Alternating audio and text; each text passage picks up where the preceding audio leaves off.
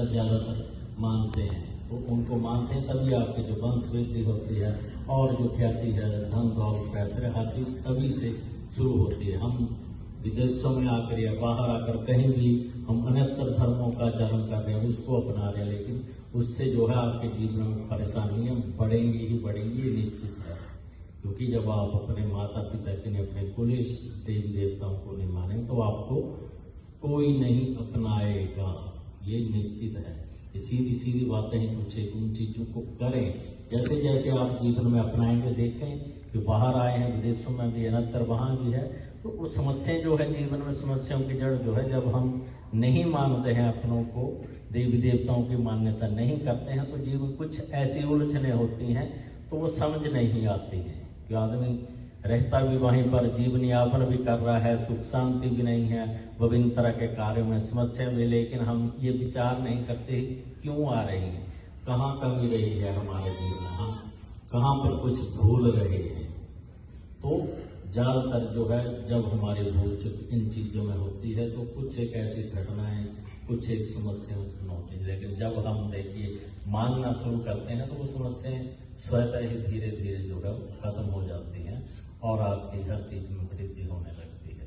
तो इन चीजों को करते रहना है और बच्चों को भी सिखाना है, क्योंकि बहुत तरह के भक्तजन हैं, आते हैं कई पीढ़ियों से मानते हैं, लेकिन आगे जब हम इन चीजों को छोड़ देते हैं तो समस्या आती है, फिर समझ कुछ नहीं आता, फिर सब कुछ खोकर हम फिर उनकी शरण में किसी न किसी तरीके से आते हैं, तो जाकर फिर कार्य सिद्धि होती है। तो इसके लिए एक नियम बनाएं, ये चीजें करनी ही करनी है, क्योंकि देवी देवता भाव के भूखे हैं, वो कुछ मांगते नहीं आपसे, कुछ लेना ही, सिर्फ आपने धूप दीप नैवेद्य ही करना है और कुछ नहीं करना है। बाबा जी का जैसा कि रविवार का दिन होता है, बाबा जी का रोज प्रसाद का भोग लगता है, तो सुबह उठें समय अनुसार और अपना बाबा जी का रोज प्रसाद बनाएं, साफ सफाई करें, फिर भोग लगाएं।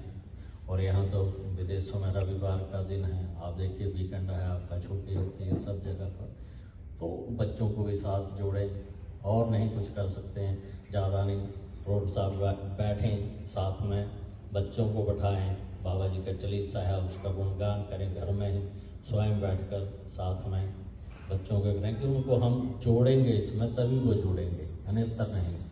कि बच्चे कुछ कहा नहीं मानते, नहीं मान रहे, तो कमी किसकी रही होगी उसमें, आपकी ही कमी है, जो आप उनको सिखाने रहे, जोड़ नहीं रहे, उन चीज़ों से दूर कर रहे हैं कि वो चंचल हैं, उनका मन चंचल है। तो जैसे जैसे वो चाहते हैं आप भी उस चीज़ पर छोड़ते जाएंगे तो समस्याएं आएंगी ही आएंगी। उसके लिए उसको उनको जोड़े रखना अपनी संस्कृति में, अपने संस्कारों में सबसे जरूरी है। इसके लिए बाबा बालकनाथ जी की, जैसे कि आप देखते हैं महिमा है, बाबा जी की तपस्थली है सातलाई में, वहाँ पर बाबा जी ने 12 साल तक जो है माता रत्नों की गौएं चराई, गौओं की सेवा की, क्योंकि गौ माता एक ऐसा जीव है जिसमें समस्त देवी देवताओं का वास है। अगर हम कुछ नहीं कर सकते, हमारे से कोई ऐसा पाप नहीं हो गया, इस तरह के ऋण है, नहीं पता है, नहीं ध्यान है, तो भी गौ माता की सेवा करने से भी हम हर तरह के ऋणों से मुक्त हो जाते हैं, हर तरह के पाप से मुक्त हो जाते हैं, लेकिन वो सेवा करनी पड़ेगी। और उससे पहले है माता पिता की सेवा, कि जिन्होंने हमें जन्म दिया है उनकी सेवा करना, उनका पालन पोषण अच्छे से करना, क्योंकि उन्होंने आपको इसलिए जन्म दिया कि आप बुढ़ापे में जाकर उनका सहारा बनेंगे।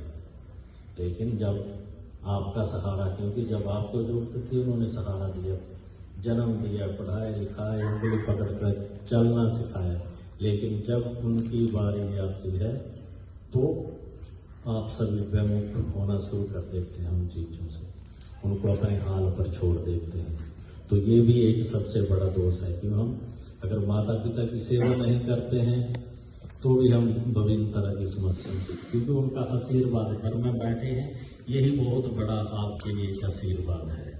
लेकिन घर में बैठे हुए खुश रहने चाहिए, ऐसा नहीं कि उनको पूछे, उनको बोल चाल चाहिए, जब भी आते हैं आप घर आए बैठे 10 मिनट आधा घंटा लगाएंगे, वो तो आपका आशीर्वाद ही देंगे और तो कुछ नहीं दे सकते। तो जो उन्होंने देना था अपना जीवन आपके लिए दे दिया, आपको जन्म दिया, उसके पश्चात पालन पोषण किया, पढ़ा लिखा दिया, और कार्य में लगा दिए, कार्य हो, इससे आगे और आपको क्या देंगे। लेकिन जब उनका समय है तो आप उनकी सेवा करें, जो आशीर्वाद देंगे उसी से फलीभूत होगा। आगे आगे देखिए, अभी जो है कृष्ण जन्माष्टमी गई, उसके बाद अभी श्राद्धों का समय आएगा, फिर नवरात्रि आएंगे, देवी पूजन, दिवाली आएगी। तो श्राद्धों में हम क्यों श्राद्ध करते हैं? क्योंकि हमसे कोई का रह गया होता है तो उनको अन्न जल एक सूक्ष्म रूप में देते हैं, जैसे उनको उनकी सेवा होती है, जो हमारी चली आ रही परंपरा। लेकिन फिर आता है ग्रह दोष, पितृदोष। तो पितृदोष तभी होता है जब वो अप्रसन्न होकर जाते हैं आपसे, तभी ये आते हैं आपके जीवन में। जब आप कुंडली दिखाते हैं, ये पितृदोष है, क्यों लगा?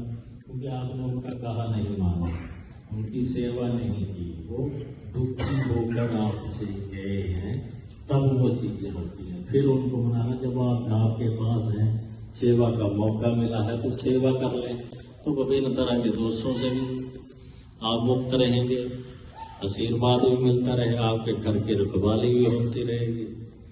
तो इसलिए जो है अपनी संस्कृति को अपनाए रखें, संस्कारों में बच्चों को भी संजोए रखें, जो कि सबसे जरूरी है इस समय में। तो बाबा बालकनाथ जी, जैसा कि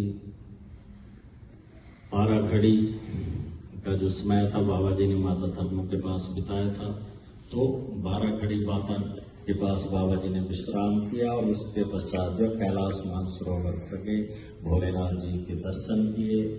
उसके पश्चात भोलेनाथ जी ने बाबा जी को हमेशा बाल रूप रहने का आशीर्वाद दिया।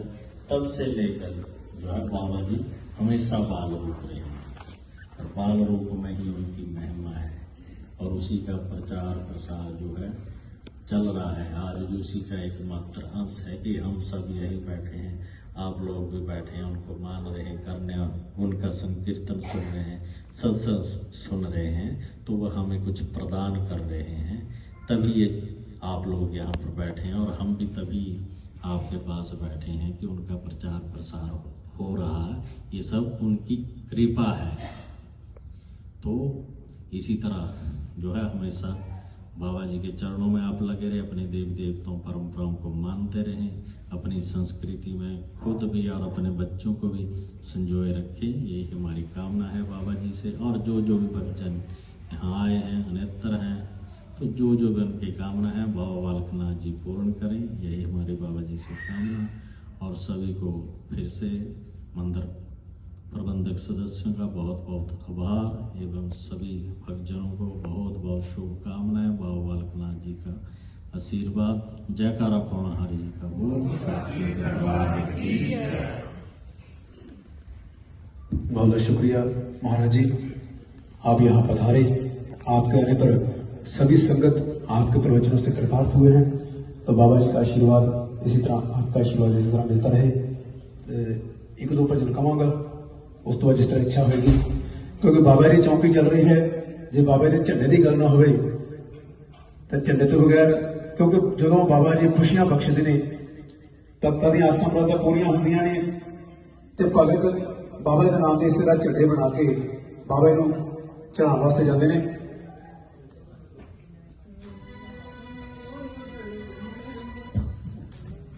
आओ बाबा जी झंडे की गल करिए, इस तो बाद आरती करेंगे। एक भजन, उस तो बाद आरती होगी।